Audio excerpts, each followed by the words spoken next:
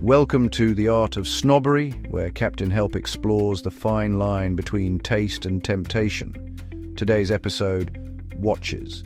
Because, honestly, nothing measures status quite like measuring time itself. Once a watch guided explorers and pilots, now it guides reputations. The Swiss turned precision into religion, and time into a luxury good. What was once a tool became a temple. Nobody needs a watch anymore. You can also look at your microwave for the time. That's why the watch became the purest symbol of luxury. Luxury begins where usefulness ends. A mechanical watch is a small rebellion against the digital world.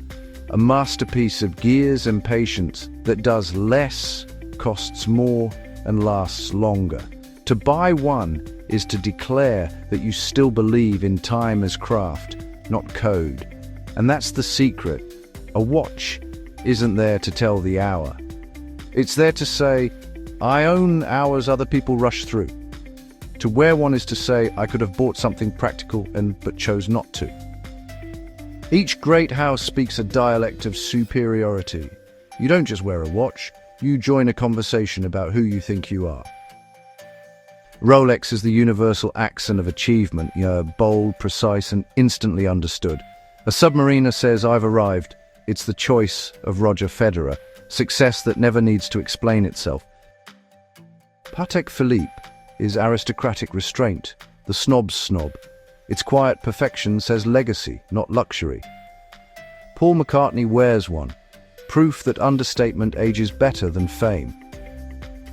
Audemars Piguet is the cultured rebel. The royal oak, born in steel and priced like gold, redefined what prestige could look like. Jay-Z wears it because confidence, like craft, should have rhythm. IWC Schaffhausen is engineering dressed for dinner, intellect in steel.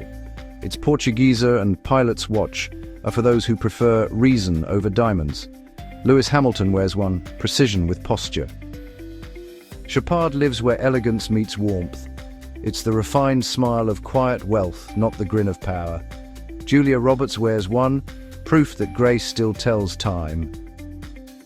Baume & Mercier remains the gentleman's threshold, discreet, thoughtful, and affordable refinement, for those who know where taste begins. Brad Pitt wore one, briefly, perfectly, as only a man between eras can. And then there is Richard Mille, the billionaire's adrenaline rush, a watch made of carbon, titanium, and pure ego, worn by Rafael Nadal as casually as if gravity were optional. It's not subtle, but then again, neither is success at that altitude.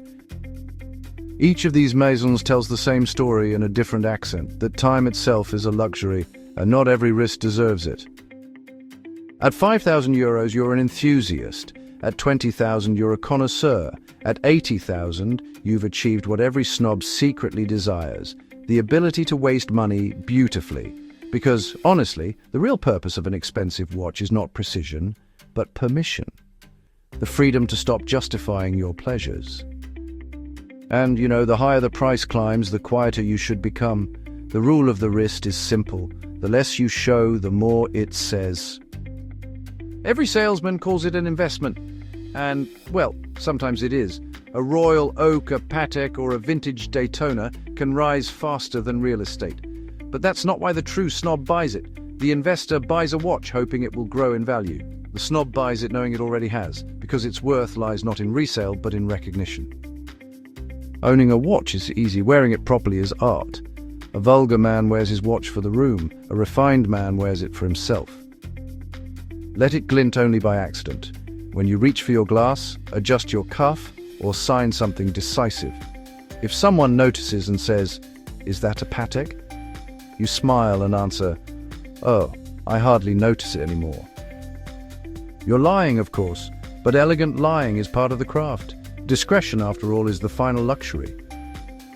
A luxury watch isn't about seconds passing. It's about status preserved. It doesn't tell the hour, it tells the hierarchy, because anyone can buy a watch. Only a few can wear time well.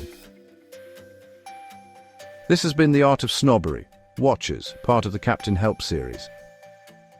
Each episode of Captain Help explores how we think, live, and pretend to understand.